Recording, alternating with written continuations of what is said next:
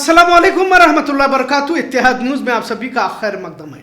आज कल ही की बात को आगे बढ़ाते हुए तबसरा करते हैं। भारत में दीपावली के मौके पर नफरती पटाखों की आतिशबाजी क्यों, किस तरह हर त्योहार पर मुसलमानों को हिरासा किया जाता है, इसकी मिसाल बारहा देखने को मिलती है। खैर, आज एक और मामले की तरफ आपकी तवज्जो दिलाने की कोशिश करते हैं। हर बात को हिंदू मुस्लिम करना अब आम सी बात हो गई है और अब तो धीरे धीरे नफरत फैलाना भी एक सरकारी काम होता जा रहा है।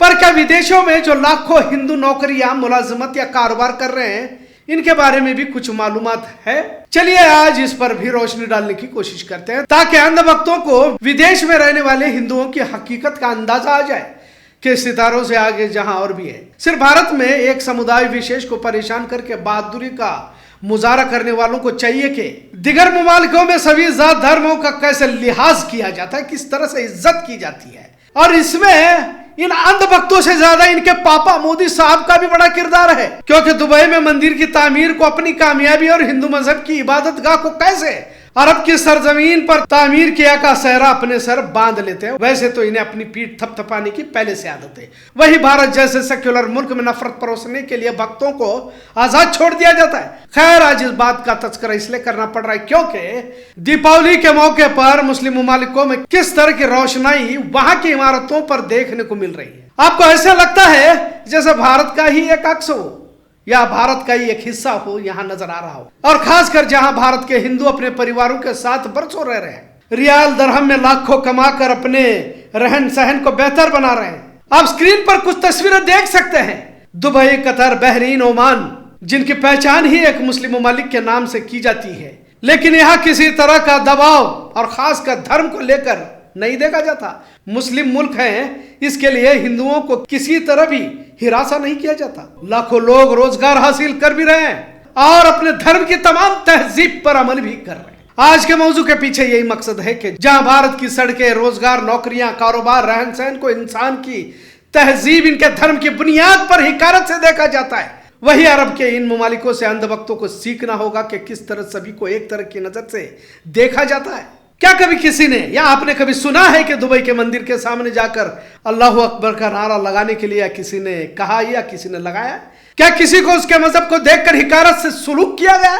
अगर वैसा होता तो दीपावली की आतिशबाजी की आजादी क्यों दी जाती और लाखों हिंदू इतने सुकून से क्यों रहते?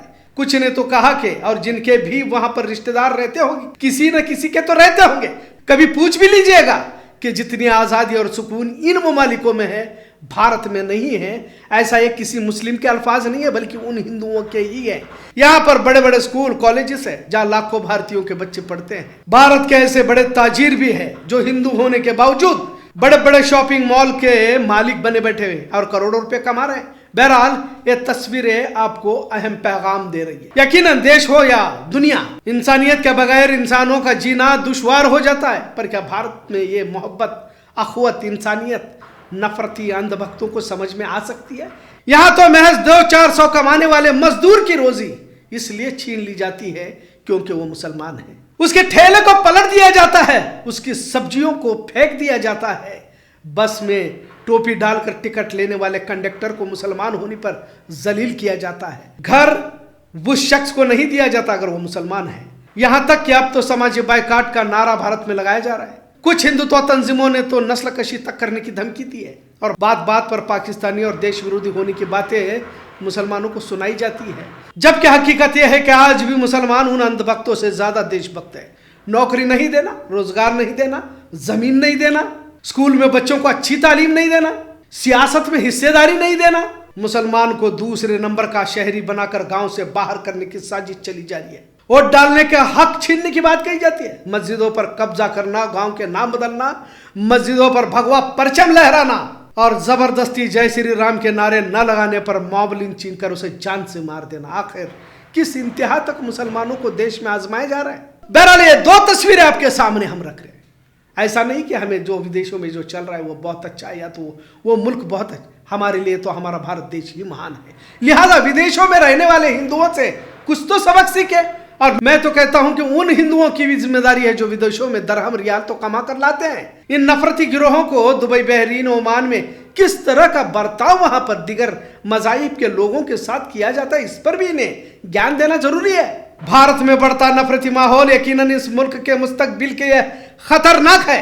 इसके असरात यकीनन दिगर ममालिकों में भी देखने को मिल सकते हैं। लिहाजा वक्त से पहले नफरत का खात्मा जरूरी है और नफरती गिरोहों की शनाख्त जरूरी है। पर नफरतियों का खात्मा कैसे मुमकिन हो सकता है जब सरकारी तौर पर ही से फैलाए जाने लगे? तो जब नाव चलाने वाला ही नाव डुबोने पर आए तो क्या किया जाए? बहरहाल विदेशों की सरजमीन तरक्की की तमाम राहों को हमवार कर रही है। क्या वाकई दुबई की तरक्की का मुकाबला हम कर पाएंगे? मोदी ने मंदिर तामीर किया, यही एक नजर आता है, लेकिन दुबई, बहरीन, ओमान कहां जाकर पहुंचे?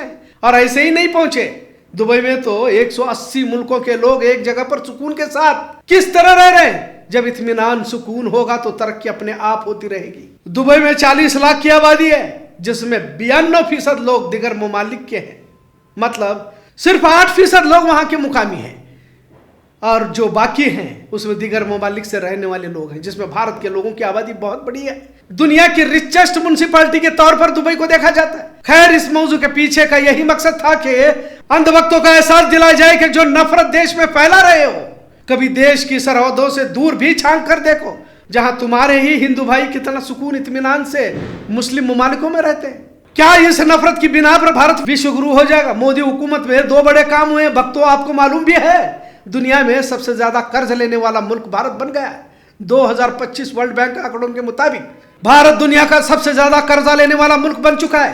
तकरीबन 3.5 लाख करोड़ का कर्जा लेकर पहले नंबर पर पहुंच गया है। इसके बाद इंडोनेशिया, पाकिस्तान, बांग्लादेश, नाइजीरिया आते हैं। और दूसरा अचीवमेंट तो सबको मालूम है, हमने आबादी में चीन को पीछे छोड़ दिया है। पर भक्तों को इसकी कोई परवाह नहीं है। आज भी अपने बच्चों के भविष्य को लेकर किसी तरह की परवाह नहीं है। इनके बच्चों के हाथों में भगवा परचम थाम कर भाजपा हिंदुत्व के लीडर अपने बच्चों को विदेशों में पढ़ा रहे हैं, बड़ी बड़ी यूनिवर्सिटीज में डिग्रियां हासिल कर रहे हैं। और इसी नफरती गिरोह से कई लोग बेजार आकर इस देश को छोड़कर विदेशों में जाकर बस रहे हैं। Canada, US, UK, south Africa और दुबई, बहरीन तो है ही।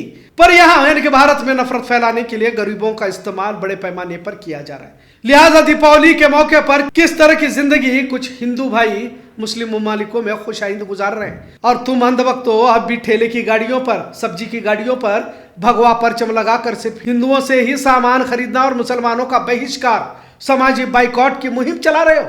आखिर इन अंधभक्तों को समझ कब आएगी? ऐसा सवाल जहन में आना लाजिम हो जाता है। इतना जरूर। आज का मौजू कैसा लगा इस पर जरूर कमेंट करें। इत्तेहाद न्यूज़ देखने के लिए शुक्रिया। अल्लाह हाफिज।